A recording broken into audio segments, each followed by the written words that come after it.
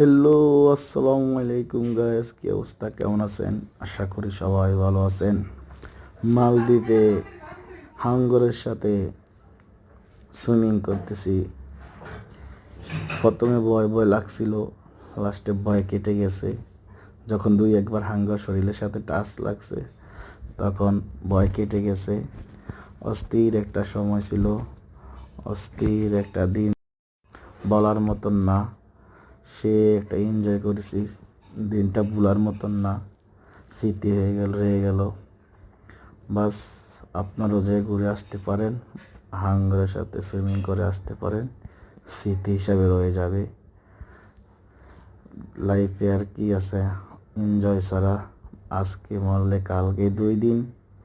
তাই সবাই এনজয় করুন, নিজে ভালো থাকুন, ফ্যামিলিকে নিয়ে ভালো থাকুন, সুস্থ থাকুন, এই কামনাই করি। সবাই ফ্যামিলিকে নিয়ে ভালো থাকুন, সবার জন্য সবাই দোয়া করবেন।